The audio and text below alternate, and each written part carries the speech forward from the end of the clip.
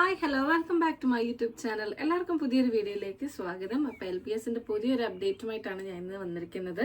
എല്ലാവരും നോട്ടിഫിക്കേഷനൊക്കെ കണ്ടു കാണുമെന്ന് വിശ്വസിക്കുന്നു. ഇല്ലാത്തവരെ LPSന്റെ ഒഫീഷ്യൽ വെബ്സൈറ്റിൽ കയറി ചെക്ക് ചെയ്താൽ മതി. പുതിയ ഒരു നോട്ടിഫിക്കേഷനാണ് അവർ റിലീസ് ചെയ്തിരിക്കുന്നത്. അപ്പോൾ നമ്മൾ ഓൾറെഡി കറക്ഷൻ ടൈമിൽ ഡേറ്റാസ് ഒക്കെ റീമാർക്സ് ഒക്കെ ഉണ്ടായിരുന്നവർ കറക്റ്റ് ചെയ്ത് പുതിയത് അപ്ലോഡ് ചെയ്തിട്ടുണ്ടാവുമെന്ന് വിശ്വസിക്കുന്നു. സോ കറക്റ്റ് ഡേറ്റ പ്രസിദ്ധീകരിക്കുന്ന നോട്ടിഫിക്കേഷനാണ് ഇപ്പോൾ പുറത്ത് വന്നിരിക്കുന്നത്.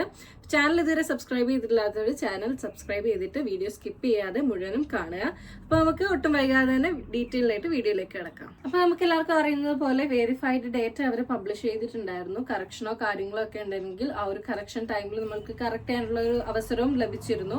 അപ്പോൾ ആ ഒരു ടൈമിൽ തന്നെ എല്ലാവരും കറക്റ്റ് ചെയ്തിട്ടുണ്ടാവുമെന്ന് വിശ്വസിക്കുന്നു. ഏതെങ്കിലുമൊക്കെ ഡോക്യുമെന്റ്സ് എക്സ്പയർ ആയിട്ടുള്ള ഡോക്യുമെന്റ്സ് ഉണ്ടെങ്കിൽ അതൊന്നും കൂടെ റീ അപ്ലോഡ് ചെയ്യാനും അല്ലെങ്കിൽ മാർക്ക് ലിസ്റ്റിൽ എന്തെങ്കിലും തെറ്റോ കാര്യങ്ങളോ ഉണ്ടെങ്കിൽ അതൊന്നും കൂടെ റീ അപ്ലോഡ് ചെയ്യാനും കാര്യങ്ങളൊക്കെ ആയിരുന്നു അവർ നമുക്ക് തന്നുകൊണ്ടിരുന്നത്. അപ്പൊ ആ ഒരു ടൈം കഴിഞ്ഞ് ഇനിയിപ്പോൾ അവർ ഓൾറെഡി ആ ഒരു കറക്റ്റ് ഡേറ്റ ഒന്നും കൂടെ പബ്ലിഷ് ചെയ്യാനാണ് പോകുന്നത്.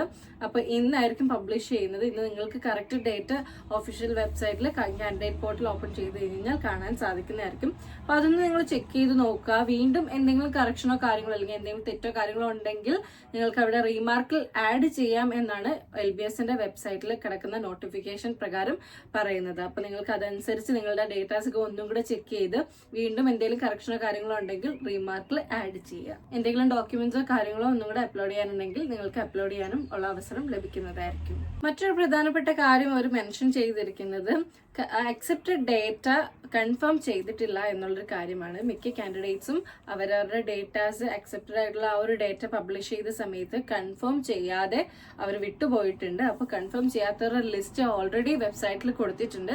അപ്പോൾ നിങ്ങളുടെ പേര് അതിലുണ്ടോ ഇല്ലയോ എന്നൊക്കെ നിങ്ങൾക്ക് കയറി ചെക്ക് ചെയ്യാവുന്നതാണ്. അപ്പൊ ആ ഒരു നെയിം ലിസ്റ്റ് ഒന്ന് ചെക്ക് ചെയ്ത് നോക്കുക. നിങ്ങളുടെ പേര് അതിൽ ഇല്ലെങ്കിൽ കുഴപ്പമൊന്നുമില്ല. ഉണ്ടെങ്കിൽ നിങ്ങൾ എത്രയും വേഗം നിങ്ങളുടെ ഡേറ്റ കയറി അക്സെപ്റ്റ് ചെയ്യണം. അക്സെപ്റ്റ് എന്ന് പറഞ്ഞു കഴിഞ്ഞാൽ താഴേക്ക് പോകുമ്പോൾ ഒരു കൺഫേം ഓപ്ഷൻ ഉണ്ടാവും. ആ ഒരു കൺഫേം ചെയ്ത് കഴിഞ്ഞാൽ മാത്രമേ നിങ്ങളുടെ അക്സെപ്റ്റ് ഡേറ്റ കൺഫേംഡ് ആവുകയുള്ളൂ. അപ്പൊ ഇത് ചെയ്യാത്ത പക്ഷം തന്നെ ആ ഒരു ആപ്ലിക്കേഷൻ കംപ്ലീറ്റ് ആവില്ല. അപ്പൊ പോകെ അത് റിജക്റ്റ് ആവാനും നിങ്ങൾക്ക് ഈ ഒരു അവസരം ലഭിക്കാതിരിക്കാനും ചാൻസ് ഉണ്ട്. അതുകൊണ്ട് നിങ്ങൾ എത്രയും വേഗം അത് കൺഫേം ചെയ്ത് മുമ്പോട്ടേക്ക് പോവുക.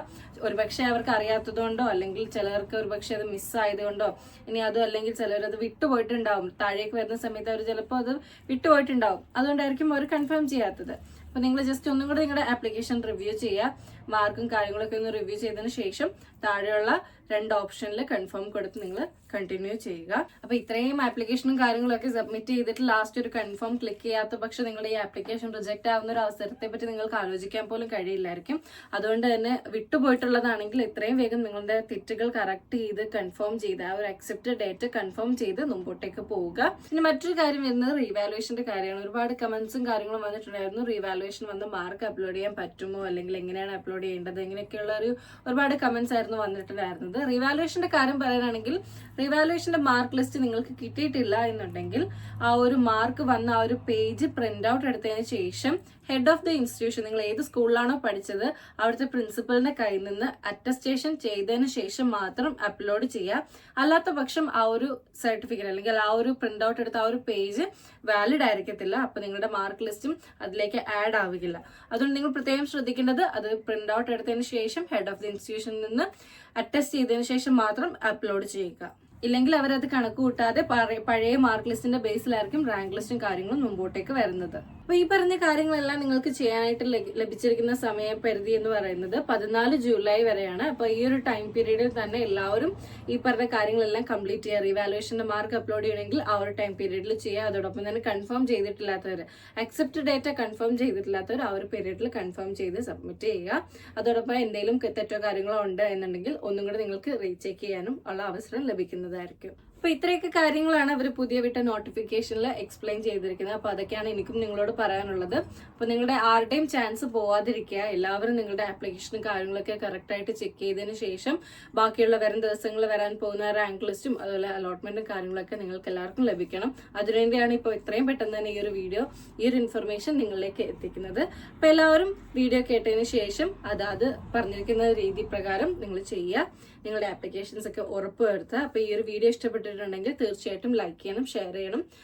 പ്രത്യേകിച്ച് ഫ്രണ്ട്സിനൊക്കെ ഷെയർ ചെയ്യുക. അവർ ഒരുപക്ഷെ മിസ് ചെയ്തിട്ടുള്ളവരാണെങ്കിൽ അവർക്ക് ഈ ഒരു വീഡിയോ കാണുന്ന സമയത്ത് കറക്റ്റ് ചെയ്യാനുള്ള അവസരം ലഭിക്കുന്നതായിരിക്കും. അപ്പോൾ മറ്റൊരു വീഡിയോയുമായി കാണുന്നതുവരെ എല്ലാവർക്കും ബൈ, ടേക്ക് കെയർ.